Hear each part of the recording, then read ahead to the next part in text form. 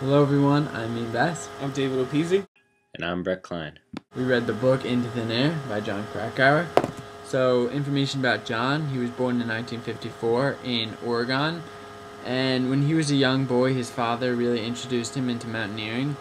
And when he was in his later life, he went to Hampshire University in 1976. Krakauer divided his time between Colorado, Alaska, and the Pacific Northwest, exploring himself primarily as a carpenter and a commercial salmon fisherman. For the next 2 decades, however, his life revolves around climbing mountains. That's most likely where he got his inspiration to write the book, Into Thin Air. So, Into Thin Air. It was published by Anchor Books in 1997, and in the book there are approximately 301 pages. Into Thin Air actually wasn't the first book to be published by Krakauer. Into the Wild was, and it was published in 1996. Both books are part of a series, and both are memoirs of his personal experiences from his journeys around the world. His most recent book he wrote was in 2009, Where Men Win Glory, The Odyssey of Pat Tillman, and none of his books that he wrote were affected by the time period because they're based on his personal accounts. The genre of Into Thin Air was nonfiction memoir adventure. The author, Jon Krakauer, was hired by Outside Magazine to climb Mount Everest. He was guided by Rob Hall, who was a very experienced guide with taking climbers up the mountain safely.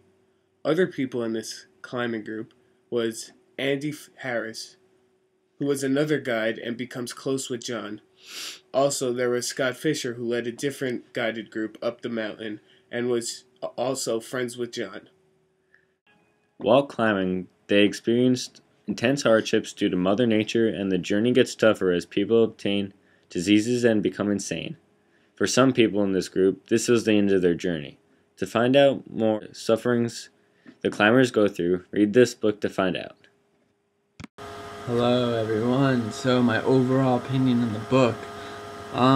So overall, my thoughts on the book: it was a very good book. It was entertaining, suspenseful, mysterious. One theme that I noticed is the commercialism on Everest, how climbing Everest has become more like a business. I did like the writing style of Krakauer, and the story was realistic because it was from his personal experiences, and he really went down deep into his heart to write some of these experiences, because some of these experiences were sad. So this is the first book that I read by him, and I haven't really read a lot of similar books, but this book is better than any other book that I read. One passage that I like from the book is found on page 32, and it reads, "The ink-black wedge of the summit pyramid stood out in stark relief. Towering over the surrounding ridges, thrust high into the jet stream, the mountain ripped a visible gash into the 120-knot hurricane, sending forth a plume of ice crystals that trailed to the east like a long silk scarf. As I gazed across the sky at this contrail, it occurred to me that the top of Everest was precisely the same height as the pressurized jet bearing me through the heavens, that I proposed to climb to the cruising altitude of an Airbus 300 jetliner struck me. At that moment, as preposterous if worse, my palms felt clammy." So, that really explained how big and scary Everest is. Hello. My opinion on the book was that it was pretty good. I thought it was dry at some points, but it definitely was exciting and kept me on my feet. A theme that I noticed in the book was that it's important to have trust in your fellow climbers, because without trust, let's just say the climb's not going to go well. This book was, it wasn't one of my favorite books. I have read other survival books like Hatchet, which I enjoyed a little more than this, but this book definitely was up there and was a close second. I'd like to read you a passage from the book. It says, it has to do with my theme. It reads, In climbing, having confidence in your partners is no small concern. One climber's action can affect the welfare of the entire team. This is saying how it's important to have confidence in your teammates, otherwise, if you don't and there's a lack of communication, then if one person messes up, it's going to bring your whole crew down, and it's not going to go well. Thank you.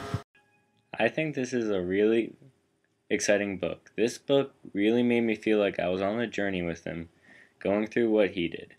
When he felt dizzy, I felt dizzy. When he was scared, I was scared for him. One theme I thought of during this read was the belief of being able to tame nature. During this book, the climbers try and take shortcuts to move things along that ends up being the death of them.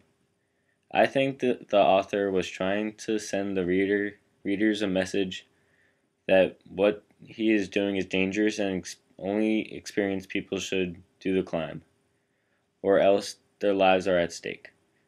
The story is sad and inspirational, telling us to reach for our goals and shoot for the stars, literally.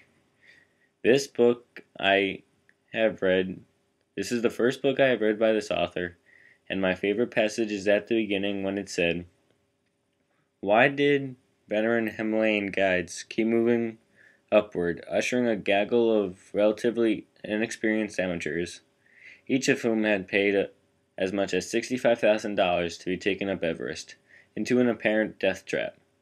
Nobody can speak for the leaders of the two guided groups involved because both men are dead." This is my favorite passage because it really got me hooked on this book and showed the danger involved, which I typically enjoy while reading books. So, David, are you glad you took the time to read this book? Yeah, I think it was definitely well worth it. How about you, Ian? The one thing that I didn't like was that it wasn't a quick read, and I did struggle to get through it a little bit. I'm also glad I took this time to read it, even though it was really long and it's a very hard read, but it was very enjoyable and suspenseful. I agree. Yeah, you agree? So, on a scale of 1 to 10, how would you rate it?